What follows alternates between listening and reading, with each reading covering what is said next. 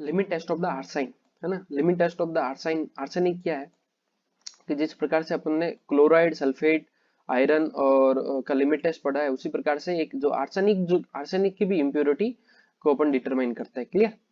तो इस ये थोड़ा सा डिफरेंट है और हमेशा इसमें से कोई ना कोई भी क्वेश्चंस बन ही जाता है कि इसके लिए कौन सा जो एपरेटस अपन यूज करते हैं, तो उसको अपन गटजेट एपरेटस या फिर गटजेट टेस्ट के नाम से भी उसको जाना जाता है ना।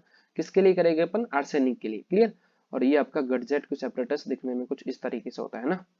जो ये 120 ml की जो कैपेसिटी ये बोटल्स होती है, और जो ये जो पीपेट इसमें यूज की जा रही है ना, ग्लास ट्यूब, ये 200 mm यानी कि 20 सेंटीमीटर की ये जो लंबी सी आपकी जो ग्लास ट्यूब हो जाएगी। क्लियर। तो ये इसी को अपन बोलते हैं गटजेट एपरेटस, है ना। ये जो का गटजेट एपरेटस है जो कि आर्सेनिक के लिमिट टेस्ट में अपन यूज करते हैं। तो इसका क्या होता है प्रिंसिपल? इसमें भी वही होता है कि आपको टेस्ट के लिए अलग गडजेट एपरेटस लेना पड़ेगा, है ना। इसके लिए अपन गडजेट एपरेटस डिफरेंट लेंगे और स्टैंडर्ड के लिए भी गडजेट एपरेटस डिफरेंट लेते हैं। इसका इसमें क्या था कि इसका जो भी प्रिंसिपल है, जैसे क्लोराइड और सल्फेट के लिमिट टेस्ट में अपन टर्बिडिटी या फिर ओपिलेसेंस को देखते थे, और आयरन और जो आर्सेनिक के लिमिट टेस्ट में अपन कलर को देखते हैं ना।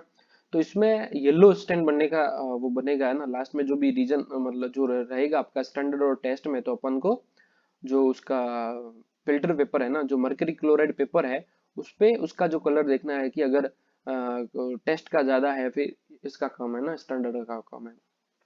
तो इसका मोटे मोटे तौर पे जो इसका प्रिंसिपल क्या होता है कि जो आर्साइन जो गैस होती है, आर्साइन गैस का रिएक्शंस होती है मर्करी क्लोराइड, है ना, जो मर्करी क्लोराइड पेपर के साथ में, तो वो जो येलो स्टैंड बनती है ना ओवरऑल। बाकी इसमें सब रिड्यूसिंग एजेंट के रूप में इसको यूज करते हैं। तो सबसे पहले क्या चीज होती है कि जो आर्सेनिक प्रेजेंस होता है, वो उसकी आर्सेनिक की जो इम्प्योरिटीज होती है वो हमेशा किस फॉर्म में प्रेजेंस होती है? आर्सेनिक एसिड के रूप में प्रेजेंस होती है। जो ये आर्सेनिक एसिड कैसे बनता है कि जो भी सब्सटेंस है, जो भी कंटेंट आपके आर्सेनिक की जो इम्प्योरिटीज होती है, वो डाइल्यूट हाइड्रोक्लोरिक एसिड, है ना। यहाँ पर भी डाइल्यूट हाइड्रोक्लोरिक एसिड है वो कि एसिडिक मीडिया प्रोवाइड कराने के लिए ना, डाइल्यूट हाइड्रोक्लोरिक एसिड के साथ में ये आर्सेनिक एसिड बनाता है। क्या बनाता है? Arsenic acid. यही हमारे पास में मेन इंप्योरिटीज किस फॉर्म में प्रेजेंस होती है?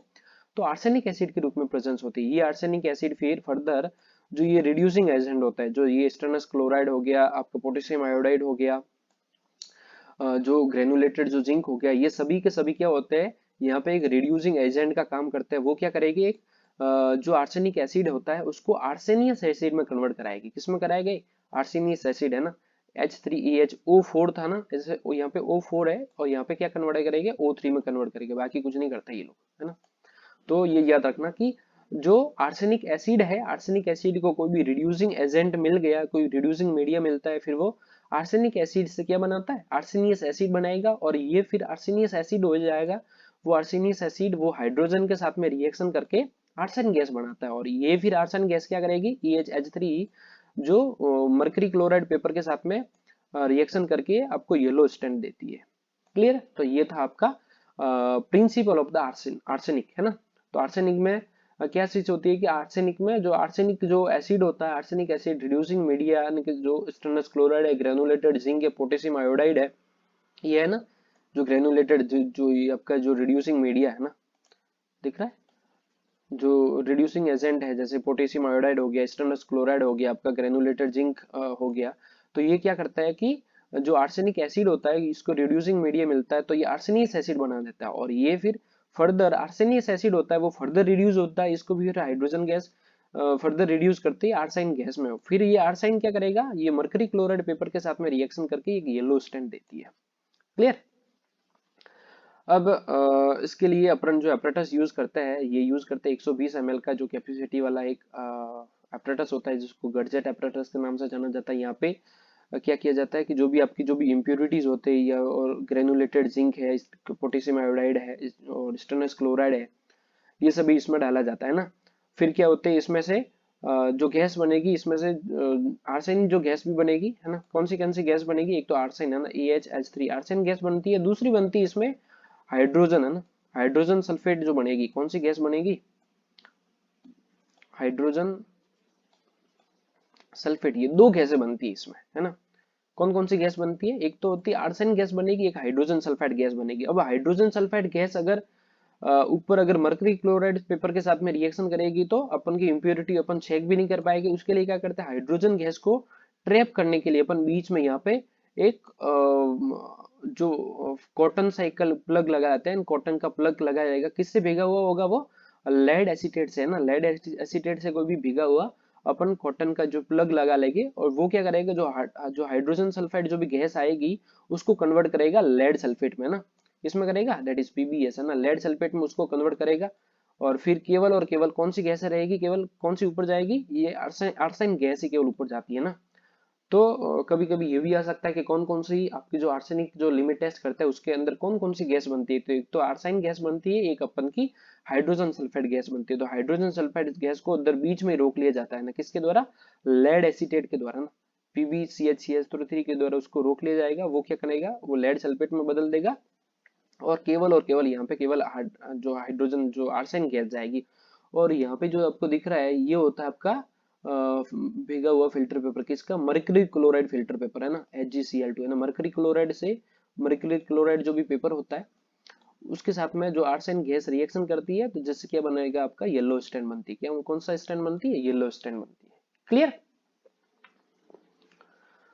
फिर इसमें वही है कि अपन यूज क्यों क्यों करते हैं ना, जैसे इसका रीजन है कि जो अब ये किया ना, जो स्टेनस एसिड है या स्टेनस क्लोराइड है वो अपन यूज किया कि वो पूरा का पूरा मतलब उस जो कंपाउंड है उसमें से आर्सेन गैस निकलनी चाहिए ना, complete evolution of the arsine gas के लिए स्टेनस क्लोराइड करते हैं। जो जिंक है और जो पोटेशियम आयोडाइड है वो रिड्यूसिंग एजेंट के रूप में अपन यूज करते हैं। क्लियर। किधर है, ये वही आपका जो प्रोसीजर है ना, टेस्ट के लिए क्या करना है, जो स्टैंडर्ड के लिए आपको क्या करना है ना, दोनों को फिर इसमें ये है ना ग्रेनुलेटेड जिंक जो रिड्यूसिंग एजेंट के रूप में लिया जाएगा। और ये रहा रीजन है ना कि स्टेनस क्लोराइड क्यों यूज करी गई, stannous chloride use for complete evolution of the arsine है ना, उसमें से कंप्लीट जो गैस निकलनी चाहिए, जो भी आपका जो अपने डाली ना नीचे है ना, उसमें से कंप्लीट इवोल्यूशन होनी चाहिए आर्सेन में ना। उसके लिए जो ग्रीन जो जिंक है, ग्रेनुलेटेड जो जिंक रहेगा, पोटेशियम आयोडाइड रहेगा, जो स्टेनस क्लोराइड है वो रिड्यूसिंग एजेंट के रूप में करेंगे। और ये जो रिड्यूसिंग एजेंट है वो क्या करता है, जो आर्सेनिक एसिड है ना, ये क्या करा काम क्या करता है इसको, जो आर्सेनिक एसिड को आर्सेनियस एसिड में कन्वर्ट करता है। और जो आर्सेनियस एसिड है वो वापस जो रिड्यूसिंग एजेंट है ना, ये भी रिड्यूसिंग एजेंट है, वो आर्सेन गैस में कन्वर्ट होता है। तो इसका काम ये होता है ना रिड्यूसिंग एजेंट का। क्लियर। और जो लेड एसीटेट जो भी पेपर होता है वो क्या करेगा, ट्रैप कर लेगा है ना, जो हाइड्रोजन सल्फाइड की गैस को ये ट्रैप कर लेता है और केवल केवल जो आर्सेन गैस है वही केवल ऊपर जानी चाहिए ना। ठीक है, these are the limit test of the Arsen.